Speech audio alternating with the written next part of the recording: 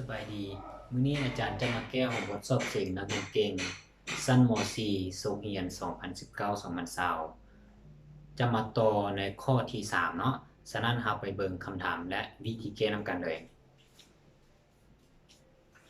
คำถามคือจงเปรียบเทียบ2กำลัง1ส่วน3 3กำลัง1ส่วน4และ5กำลัง1ส่วน6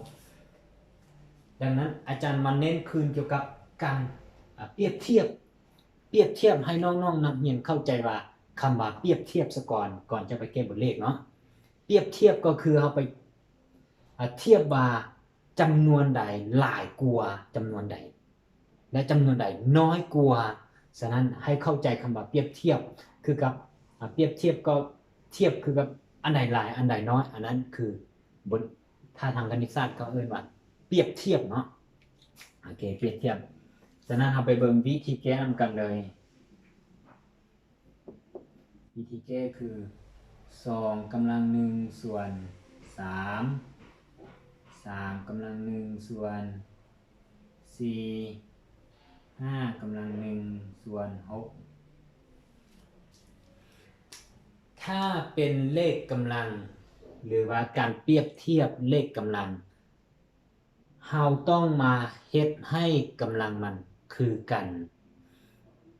ถ้ากรณีเป็นเลขส่วนแบบนี้อาจารย์จะมาเน้นเลยเด้อว่าเราจะเฮ็ดแบบใดคือเรามาเบิ่งว่า1ส่วน3กับ1ส่วน4กับ1ส่วน6พูดรวมของ1ส่วน3 1ส่วน4 1ส่วน6พูดรวมของมันแม่นตัวใดคือเวลาเราไปไล่ธรรมดาพูดเอา1ส่วน3 1ส่วน4 1ส่วน6นี่น่ะเราต้องมาเบิ่งว่าพูดรวมของมันแม่นตัวใดเพื่อเราจะไปปรับเปลี่ยนให้กำลังมันคือกันฉะนั้นพูดรวมของ1ส่วน3 1ส่วน4 1ส่วน6กะแม่น12ฉะนั้นอาจารย์จึงให้บทเลขเรียกว่าเปลี่ยนกำลังให้เป็น12หรือว่า1ส่วน12นะโอเคเวลานี้ชื่อว่าพูดรวมของมันแม่น12อยู่แล้วฉะนั้นเราจะได้คือ2กำลัง1ส่วน3เวลานี้เราก็เปลี่ยนคือกับอาจารย์ว่าพูดรวมของมันเป็น12อยู่แล้วดังนั้น1ส่วน3นี่เราก็คูณอย่าง4ส่วนให้4แม่นบ่เพราะว่าพูดรวมมันเป็น12เด้เวลานี้เราก็จะได้คือ2ทั้งหมดกำลัง4ส่วนให้12ก็เท่ากับ2กำลัง4ทั้งหมดกำลัง1ส่วน12เท่ากับ4 2กำลัง4ก็หมายถึง2ก็คูณกัน4เทื่อออกอยู่16เนาะ16กำลัง1ส่วน12ส่วนคูณรวม12นี่นะเราจะเอา24ก็ได้แต่เราก็เอาตามตัวเลขน้อยเนาะคือตัวเลขน้อยสุดก็คือพูดรวมมัน12อยู่แล้วหรือว่าเขาจะเอา24ก็ได้แต่24มันจะหลายตัวเลขมันจะหลายเอาเวลาเราแก้มันก็จะยาวยืดเวลาเราขึ้นเนาะดังนั้นอาจารย์จึงเอา12เลยเวลานี้เราก็1ส่วน4พูดรวมจือว่า1ส่วน4พูดรวมของ1ส่วน4ต้องเป็น3เนาะเวลานี้เราก็จะได้คือ1ส่วน4เราต้องได้คูณ3ส่วน3จือว่าเรามาเบิ่งพูด1ส่วน3 1ส่วน4กับ1ส่วน6นี้ก่อนจะแก้เราต้องมาเบิ่งว่าพูดรวมของเลขกำลังหรือพูดรวมของตัวกำลังมันแม่นตัวใดเนาะเวลานี้เราจะได้เป็น3ทั้งหมดกำลัง3ส่วน12เท่ากับ3กำลัง3ทั้งหมดกำลัง1ส่วน12 3กำลัง3ก็ออกอยู่27เพราะว่า3คูณกัน3เท่าเนาะ37กำลัง1ส่วน12สำหรับ5กำลัง1ส่วน6ก็เส้นเดียวกันเราก็มาเบิ่งว่าพูดรวมของตัวกำลังมันก็มี12อยู่แล้วเนาะดังนั้น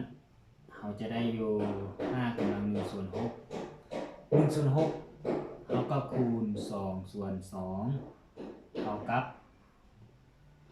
5เวลานี้เราก็ได้อยู่2ส่วน12เท่ากับเวลานี้เรา2แซะกลายเป็น5กำลัง2ทั้งหมดกำลัง1ส่วน12 5กำลัง2หมายถึง5คูณกัน2เทื่อก็ออกอยู่25กำลัง1ส่วน12โอเคเวลาเราได้เบิดแล้วอาจารย์จะมาเน้นว่าเราจะเบิ่งอยู่ใดเราจึงฮู้ว่ามันใหญ่หรือมันน้อยเวลานี้16กำลัง1ส่วน12 27กำลัง1ส่วน12 25กำลัง1ส่วน12กำลังของมันล้วนแต่คือกันหมดฉะนั้นเวลากำลังมันคือกันหมดเฮาก็มาเบิ่งพื้นของมันหรือว่าเฮามาเบิ่งพื้น16 27 25อันนี้เฮาเอิ้นว่าพื้นเนาะหรือว่าเฮามาเบิ่งง่ายๆว่า16 25 27อันใดหลายกว่าอันใดน้อยกว่าเฮาก็ตอบไปเลย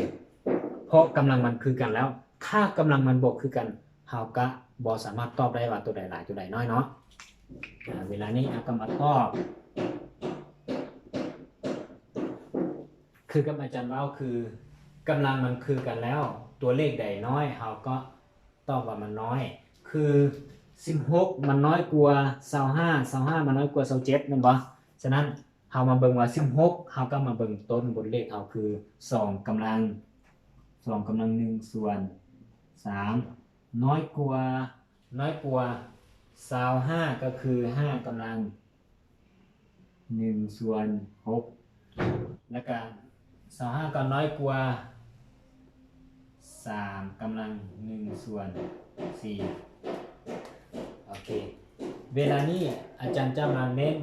สำหรับวิธีการตอบเนาะว่าเป็นอย่างอาจารย์เฮาบ่ตอบว่า2กำลัง1ส่วน3น้อยกว่า5กำลัง1ส่วน6แล้วก็2กำลัง1ส่วน3น้อยกว่า3กำลัง1ส่วน4เฮาบ่จำเป็นไปตอบหลายๆก็ได้เนื่องจากว่า2กำลัง1ส่วน3มันน้อยกว่า5กำลัง1ส่วน6แล้วแน่นอน5กำลัง1ส่วน6มันยังน้อยกว่า3กำลัง1ส่วน4ฉะนั้น2กำลัง1ส่วน3มันต้องน้อยกว่า3กำลัง1ส่วน4อยู่ดีเนาะฉะนั้นเราก็ตอบแบบนี้เลยบ่จำเป็นไปตอบยาวๆเนาะตอบแบบสั้นๆนี่เลยเราก็ได้คำตอบแล้วสำหรับข้อที่3อาจารย์จะมาเน้นคืนอีกเทื่อนึงถ้าเปรียบเทียบเลขกำลังจื่อว่าเราต้องเปลี่ยนให้กำลังมันคือกันซะก่อนแต่ถ้ากรณีกำลังเป็นเลขส่วนแบบนี้เราต้องเอากำลังของมันมาเบิ่งว่าพูดรวมของตัวกำลังอันนี้คือตัวกำลังเนาะพูดรวมของตัวกำลังนี่นะมันแม่นเท่าใดถ้ามันแม่น24เราก็เปลี่ยนให้เป็น1ส่วน24แต่1ส่วน3 1ส่วน4 1ส่วน6นี่พูดรวมก็ได้12ก็ได้24ก็ได้แต่มันเราจะแก้ไปตามตัวใดง่ายตัวใดยากเนาะคือ12ตัวเลขมันจะน้อยกว่าเราก็เอาไป12เลยหรือว่าน้องใดสิแก้24ก็ได้บ่เป็นหยังกระทึกแบบเดียวกันเวลาเอามาตอบกระทึกแบบเดียวกันแต่มันจะหลายหน่อยนึงเนาะเวลาคูณเลขมันจะหลายหน่อยนึงสำหรับอาจารย์และอาจารย์จะเอาเป็น12เลยเนื่องจากว่ามันตัวเลขมันค่อนข้างน้อยกว่าเนาะและจะมาเน้นคืนว่าจือแท้ๆแม่นต้องมาเบิ่งว่า1ส่วน3 1ส่วน4 1ส่วน5 1ส่วน6เนี่ยนะพูดรวมของตัวกำลังแม่นเท่าใดเขาก็เปลี่ยนไปตามตัวนั้นเลยถ้าคือกับบทเลขนี้พูดรวมมันแม่น12ตัวน้อยสุดอาจารย์ก็เปลี่ยนให้เป็น1ส่วน12หมดเลยจื่อว่าทุกๆเทื่อเราต้องเปลี่ยนเป็น1ส่วน12 1ส่วน12 1ส่วน12ถ้าแม่น24ก็ต้องแม่น1ส่วน24 1ส่วน24 1ส่วน24จื่อว่าถ้าพูดแม่น1พูดก็เป็น1พูดก็เป็น1ถ้าเป็นจื่อว่าตัวเทิง1แต่ถ้ากรณีตัวนี้เป็น2แล้วตัวนี้เป็น1ตัวนี้เป็น1ก็บ่ถูกเนาะเราต้องเปลี่ยนให้มันคือกันจื่อให้ว่าให้เข้าใจว่าคือกันเนาะ ถ้าบ่คือก็หาก็ตอบบ่ได้ว่าตัวใดหลายตัวใดน้อยเนาะ